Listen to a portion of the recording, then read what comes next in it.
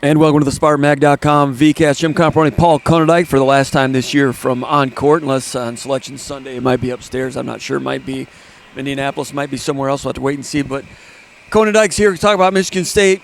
79-62. Michigan State came in already as the standalone undisputed Big Ten champions this year. It's been a week of Michigan State clinching championships. Today was about a rivalry. Michigan State up by 24 in the first half, end up winning comfortably. Didn't get that 40-point win that looked like it was going to happen there for a minute. Credit to Michigan for hanging around. Michigan State got a little sloppy in the first half. And as is usually often the case, Michigan State rivalry, it's not the game. It's an incident that everybody's going to be going Zapruder film over to look at it and get the bottom of it. We're going to talk about it here for a second. You guys all saw the game. You guys saw what happened. My reaction from the whole thing, I just showed you Dusty May's response in the post-game press conference.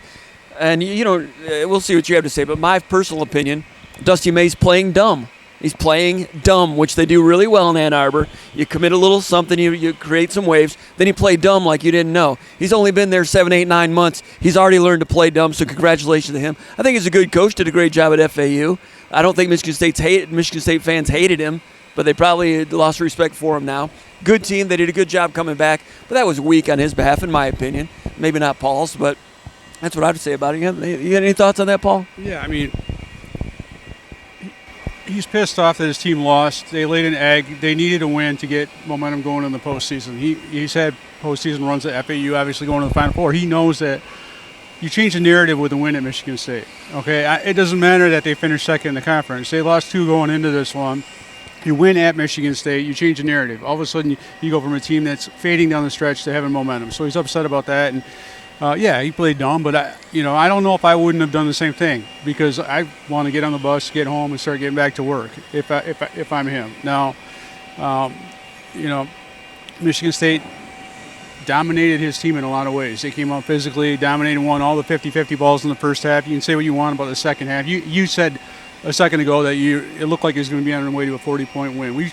I can't tell you, if I had a nickel for every time I've heard you say that in the VCast, when Michigan State's had some pretty good teams and beat Michigan by a pretty manageable margin, but these games tend not to get to the 40-point level. I think it's 22 at halftime. I know it was, but there's been a lot of these type of games where, they've been up and the emotions being what they are for this team, especially on a senior day. You've been trying not to celebrate a Big Ten championship, all week. It's been kind of awkward, really. I mean, what do you do? Do you, when Maryland beats Michigan, what do you do? Do you just celebrate, hey, we got a piece of it? Yeah, you probably should because it's an accomplishment. And then so what do you do at Iowa? You're on the road. You want to act like you've been there before. These guys haven't. It's a big grind of a season. They played an 18-team Big Ten conference for the first time. It's been just a huge grind, and they accomplished it Thursday night. And so you can see, for a team like that's played as hard as they did in the first half and wanted to win as badly as they did, it's from a human nature, emotional standpoint, you come out of the halftime with a lead, you start playing well on defense, and you get some good executed half-court sets. You score pretty easily, whether it's against mid-range or you get to the basket. And, you can just feel the body language. The crowd wants a TKO. They want you to put on a show. It's kind of like a boxing type deal where a fighter wants to knock out an opponent too much. So they start doing some things that maybe are outside the game plan, some crazier drives than they might otherwise, and you don't get the showmanship aspect of what this crowd was craving.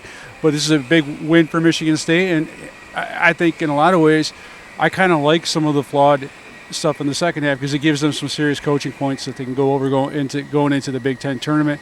It also was reminiscent to me of, Izzo was talking about how you need to avoid that in the NCAA tournament. We see a lot of NCAA tournament games, like this, where you get out to a big lead. I'm thinking of Michigan State when they played a really good Harvard team back in the day. They got out to a 20-point lead or so with Brandon Dawson, Adrian Payne, and those guys. And then, all of a sudden, Harvard makes a run in that second half with some of their tweener-type guys, and you're like, oh, my gosh, what's going to happen? So you might have some of these type of games in the NCAA tournament. So I think it's a good deal for Michigan State. I think it's good to have a little bit of controversy and rivalry. And I just feel bad for a guy like my guy Tre Holloman because no one's ever going to remember the fact that he scored 20 points in this game on 8 of 12 shooting, destroyed Michigan's drop coverage in the second half when Michigan State couldn't get anything going. He came up with the mid-range jumpers every single time, played great defensively from start to finish. And then it's just going to be about, hey, what a bad guy Tre Holloman is. And, I just wrote about that a minute ago in my 3 and Out. For Michigan writers, or Michigan fans and some Michigan writers, there's a lot of deal where when you have controversies like this, it's pretty easy to turn it into our guys were just having fun and they were just joking and whatnot with all the Hunter Dickinson nonsense over the years. But when Michigan State does it, it's a good guy versus bad guy thing, and I think that's one of the things I don't like about the rivalry, the fact that guys get painted with it. Like Tre Holloman is just sticking up for his team, sticking up for his teammates, the tradition of his program, and he's going to be, the villain. But I think that's a role that he's comfortable with, and I think even though a villain in half the state, he's a hero in the other half. Yeah, that's my point, because what he did is he reinforced the culture of the program. On a senior day, he stood up for his teammates. He stood up for Frankie Fiddler because he didn't get enough room to kiss the S. He stood up for Shimon Zapala so he could even have the opportunity. And that was an awkward deal because Shimon Zapala was basically out there to kiss it. Didn't get a chance, had to go back to it. But he stood up for Jaden Akins as well. And Tre Holloman, to me, signifies in a lot of ways this program and the culture and all the good things with this team. I mean, he'll do anything for his teammates.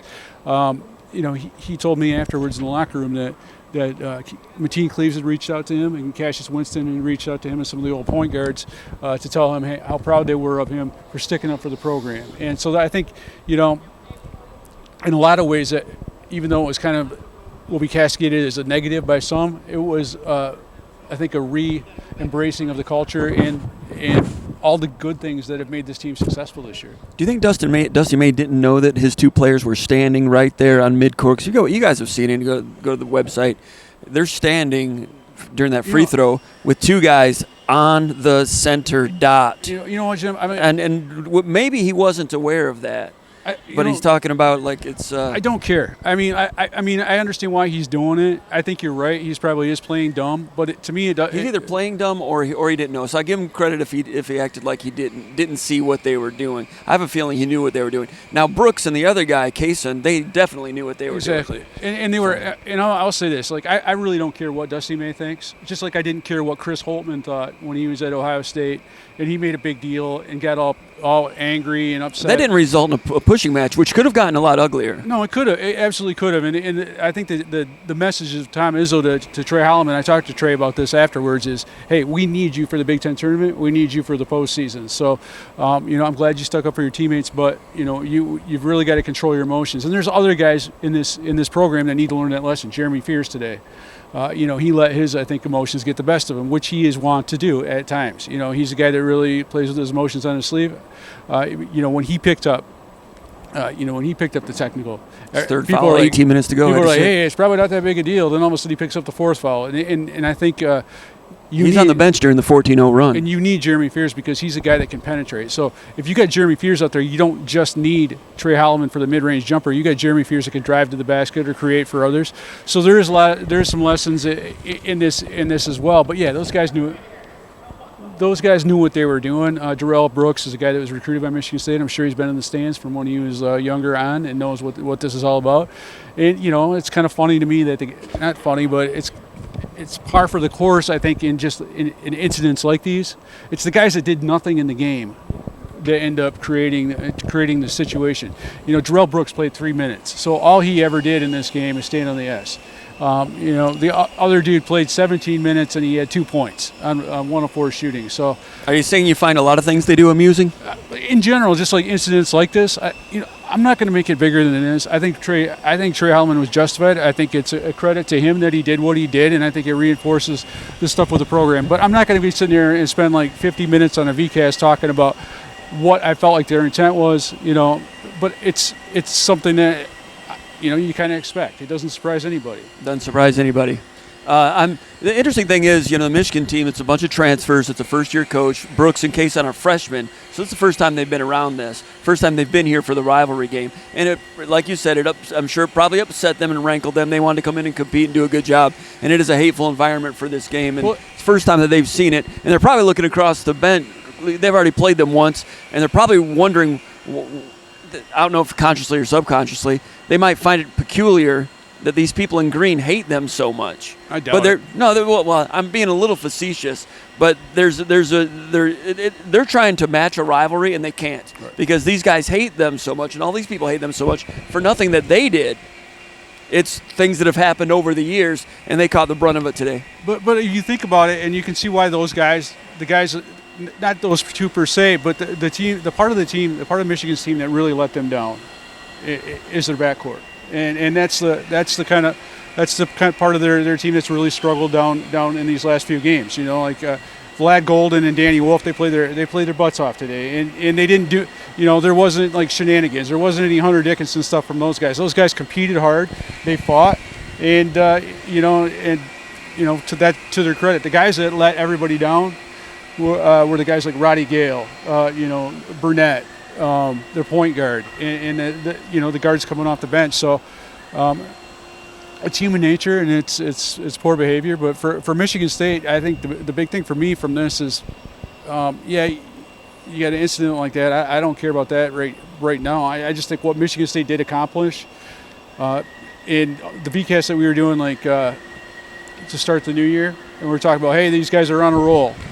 What are they going to be ready for? Are they going to be ready for this stretch of the season when they hadn't really played anybody? To see what those guys did down the stretch, winning 7 straight quad 1 wins, winning against 5 ranked opponents in that time, to win a Big Ten, a very competitive Big Ten, by 2 games is pretty darn impressive to me with this group of Absolutely. dudes. A quick message from Shupan. Let's do it in about 10 seconds. You know the message on Shupan. The state of Michigan's recycling rate is way down in the last 3 or 4 years. Michiganders losing a lot of money by not taking their bottles and cans back. Take them back. A message from Shupan Recycling. It's good for the environment, good for everybody, good for the state of Michigan. Take those bottles and cans back. A message from Shupan, a great company dedicated to recycling and dedicated to the Michigan State Spartans. A lot of fun, Paul. It was a blowout, but it had some things to outside that kind of fan the flames of the rivalry. And if it hadn't been a rivalry between the new Michigan and this Michigan State, well, it is now. The returning players from Michigan will remember this, and it'll stoke their fires a little bit. Michigan State's had their fires stoked over the years repeatedly, and this one is a new chapter, a different chapter. They've been kissing the ass here for since 2000. Restford did it in 96, so 26 years, and this is the first time that there's been something like this. And interesting that Brooks, a guy that Michigan State recruited, a lot of first-year players on that sideline, first-year coach. He's the one, like you said, that's been here before. It's ironic that the lone player that Michigan State recruited was involved in this. I'm not saying it has anything to do with anything else, but going all the way back to the D'Antonio incident with Devin Bush, doing the thing at midfield and the Red Rover game and all that stuff. Devin Bush was a Floridian. All those other guys that were out there were also there was only 2 or 3 or 4 Michigan players. They were all in-state players that Michigan State recruited. Just a commonality there that's probably not a coincidence. Yeah. All right, so for this game, now Fears made a mistake getting that technical foul. On that one, Richardson was going to the hole, foul by Golden, and I think the Fears took umbrage to Golden kind of stepping to him and looking at him a little bit. I'm thinking because Fears got right up in his face and gave him a little bit of what for, so then Golden knocked him out of the way. So Golden got the technical foul. Then they reviewed it and gave Fears a technical foul for getting up in his face and questioning him about it a little bit. But the big point is that was his 3rd foul. He sat with 18 minutes to go. Michigan State stretched the lead to 25 and then got sloppy. I thought Michigan State was kind of searching for, like you said, the dramatic, searching for the spectacular play at that point, got their mind out of the game itself. And here's the thing that Izzo was ticked off about.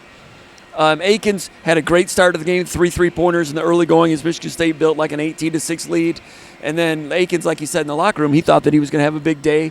Didn't turn out that way, and he said, I got a little bit out of sorts, couple of turnovers. There's that one turnover in transition when he tried to go behind his back in traffic. And Izzo, Michigan's run was just starting, and Izzo was mad about that, and he was trying to get them to slow down and settle down at that point, and they went back and forth 2 or 3 more times with a couple of bad missed 3-pointers and a couple of turnovers. Michigan scored a couple times in transition before Izzo could get it settled down. He was trying to get the team to settle down. He didn't like this play, didn't like that play, and then when the mistake happened, he went to Fears on the bench, and I know what he was yelling at him. this wouldn't be happening if you hadn't got that third foul, if you were on the court. I can't get these guys settled down because you're not out there. So lesson learned in a double-digit victory, but hey, they're fears, as you've said, he plays with a lot of emotion. I've said this before, and I'm going to reiterate it. Jeremy Fears, and I've covered a lot of guys growing up. Draymond Green, when he was wearing braces, when he was playing, as a ninth grader, and he talked all the time. Jeremy Fears talks more trash than anybody I've ever seen playing basketball. I mean, at the high school level. He does less now, but he is the one guy that's, liable to start yapping, and he has had several times this year where it's almost cost him. And I like that. I like the competitive edge to him, but he's got to be careful, and he's got to understand too that his fouls are important. There's a couple times he's a really good defender when he's on ball, but you can't go for like little reach fouls. You can't go for let a guy get behind you because you're trying to go and poke something away. You got to be and you can't have a verbal technical foul. Yeah, Jeremy Fears wants to be the head of the snake for this program. The head of the snake has to he has to be in control, and that's. It's like you got to be the guy for your team. The other thing it does is it creates a situation, and I felt like when you have a big lead, and this officiating crew, once teams get up a lot, they call some things and they don't call others. They tend to let Michigan State got in a situation where they're driving a lot. Jace Richardson was playing way too much on ball, was dribbling too much, and that's another aspect of you don't have Fears out there. You've got your big guys are kind of in a little bit of foul trouble in ways, so maybe the screening's not always what you want, but I felt like they were over dribbling. They were getting caught up in the same thing they got caught up with against Wisconsin when they were up around 58 to 50, where they thought they were getting fouled. They weren't getting the calls, and they were getting angry about it. And I thought Michigan State lost track of what they were doing, and that happens in games like this. 3 straight games: Wisconsin, Iowa, and Michigan. Michigan State's kind of taking their eye off the target a little bit. Well, gotten away from their game and got a little sloppy, and I mean, I understand it's different because a Cohen card dunk is worth more than 2 points, right? Certain plays are worth more than 2 points. Hustle plays, spectacular hustle plays are worth a lot of points. It's just, I think the showmanship aspect. There's been times where they've been going for the showmanship aspect. Wisconsin and Michigan especially. Those are two teams towards the top of the Big Ten national television games, and I don't think Tom Izzo dislikes the fact that his team wants to put on a show for the home crowd. There is a lot of lob dunks and stuff like that and transition stuff.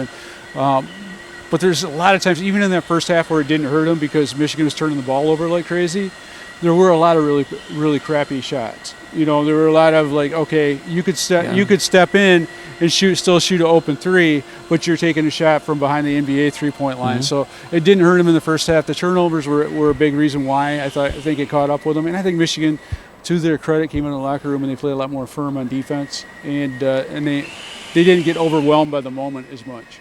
Yeah, Michigan State was really comfortable letting those three-pointers fly early in the game. And there were some pretty good open looks, but this is a few days after the Iowa game when Izzo thought that Michigan State was shooting too many three-pointers. Now, that's because they were having a little trouble solving that Iowa zone a few days ago. I didn't feel like in this game, I didn't feel like this is a game where Michigan State forced, they had some tough shots, but I felt like a lot of the stuff that they made, like some of maybe the transition, I thought there's a lot of times they turned down shots to run offense as well. I felt like it wasn't like the Iowa game. I felt like the Iowa game was stagnant, and then I'm going to hoist a three. I thought the ball movement was really good. I thought at times to a fault where maybe you don't need an extra pass. Maybe you should just go up and shoot it on the interior.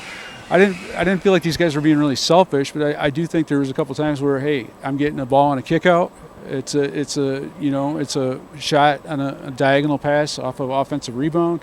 What are you supposed to do in those situations? Like a lot of times you're supposed to shoot a three, but you also got to be mindful of where you are on the floor. I don't know. It was just an emotional game, and in a game like that, sometimes the roof does come off. Jackson Kohler, he hit a big three. If he hadn't made that, we'd be like, hey, why was Jackson Kohler shooting a three there? I think you gotta have the willingness to shoot at this time of year some of those shots, but you also have to be mindful of not doing too much. And I think that Michigan State fell victim to that because they're trying to put on too much of a show. Yeah, Michigan State, I think, attempted 17 three-pointers in the first half. Hit a good percentage of them, but 17 is a lot after the Iowa situation. Now, Iowa was against zone, so a lot of those were end-of-shot clock, frustrated three-point attempts. These were in rhythm. These were after good ball movement. Michigan State only had 7 three-pointers in the second half attempted. So the attempt numbers really went down. The thing about the Iowa zone, though, it's weirder than most zones, is you can still penetrate against that. And I think that's the kind of frustrating thing. Like if you're Michigan State and your coach Izzo in that first half against Iowa, there wasn't a lot of move the ball screen and getting some penetration stuff. Iowa still played zone in the second half of that game. Michigan State got a lot more downhill and drive into the basket. And I think that's the frustrating thing because Iowa might play a zone, but it's not a great zone, and you can still do some things that you'd be able to do against man. Iowa did something different. They took away that foul line flash. Michigan State likes to attack zones, feeding the foul line area. They were playing zone, but they were matching up at the foul line and not allowing that pass. So Michigan State spent a good 10, 15 possessions, burning 15 or 20 seconds trying to get that. Then you're late in shot clock. Second half, they attacked more along the baseline, getting under it. And before long, Michigan State got hot, and then Iowa went back to man-to-man with 10 minutes to go in that game. So it took a while. The good thing about Michigan State, a lot of teams have played zone against Michigan State. Michigan did a little bit here today. Michigan State carved it up immediately, and Michigan got out of it. Iowa played pretty good zone for 30 minutes. Going all the way back to, who's the non-conference team they played from the South? Samford. They played an interesting zone. And, Indiana gave Michigan State trouble with a surprise zone. Wisconsin doesn't play much zone, but Michigan State prepared for it. And Wisconsin played a little bit of 1-3-1. Michigan State did a good job carving that up. Was it Penn State that surprised Michigan State with the zone when Frankie Fiddler flashed the foul line and had a good night taking that one apart? And Fiddler said after that game that Penn State hadn't shown much zone and Michigan State hadn't worked on it yet. A lot of these teams were playing zone against Michigan State, trying to get back, upset the rhythm, knowing that Michigan State theoretically, statistically, scouting report, not a good perimeter shooting team, so make Michigan State shoot from the perimeter. The good news is Michigan State has seen a lot of zone, different varieties of zone. You go back to Miles Bridges' sophomore year when Michigan State lost to Syracuse in the NCAA tournament. Michigan State hadn't seen much zone that year. And Syracuse, of course, in those days was the best at it with all the length and everything. But we've covered Michigan State teams that have gone to the NCAA tournament without seeing a lot of zone. This team has seen a lot of zone. Good chance they'll see more zone in the first round probably if they get a mid-major early on. Yeah, the other thing that I think just with the 18-team Big Ten conference, you do see a whole lot of different styles. Another team that I think Michigan State had trouble with the alternating zone man-to-man in the first half was Oregon when they played here.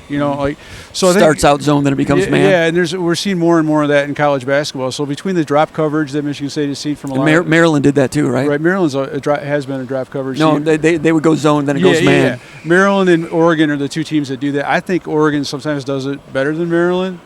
But Maryland's got some athletes too, so I think Maryland's a pretty good defensive team. But there's not a whole lot that I can think of that Michigan State hasn't seen this year, and maybe that creates some better matchups for some players on the bench, and that's one of the values that Michigan State has, I think, in having the kind of depth that they have. So Michigan State, Paul, 26-5. We've covered some good Michigan State teams that have come into seasons thinking that records like that were possible. You finish a regular season 26-5, 17-3, outside chance, maybe an inside chance at a number 1 seed.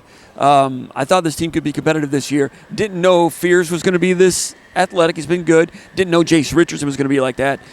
Jackson Kohler, we knew he needed to come around and play some good defense. Didn't know he's going to be this type of rebounder. And the camaraderie, they've stayed healthy this year, and they put together a heck of a run here to go 17-3 in the Big Ten. Yeah, and I don't know, watching a lot of other teams, I think Michigan State can win the Big Ten tournament and still be a 2 seed because of all the SEC teams and that type of thing. And Duke is going to be a 1 seed regardless of what happens. And I think Houston's a team that's kind of worthy. I do know, watching Houston a couple times, that Michigan State and Houston are two of the toughest teams I've seen. I would say Houston. No one's tougher than Houston until someone proves it otherwise. And Houston's shooting better this year too. Right, they're shooting better and they're healthier, obviously going into the tournament. But the one thing that Michigan State and Houston both do is they can win in different ways. And I saw a couple of games where Houston it was ugly, but they found a way to win games. You see Alabama has had a lot of really good wins this year. They're really talented, but they're not very, they don't win as many games if they're not scoring over 90 points. I think, if you're if you're Michigan State fan, I don't know what's going to happen. Maybe they don't win another game. Maybe they lose in the first round of the Big Ten quarterfinals of the Big Ten tournament. Maybe they lose in the first round of the NCAA tournament. But I do think this team has a couple things. Or they might not lose again. Exactly. Nothing would surprise me. This team's battle tested. They play for each other. I think they've done a nice job of bouncing back from distractions. I can't remember many teams where things start getting sideways where they're able to regroup and counterpunch the way Michigan State has this year.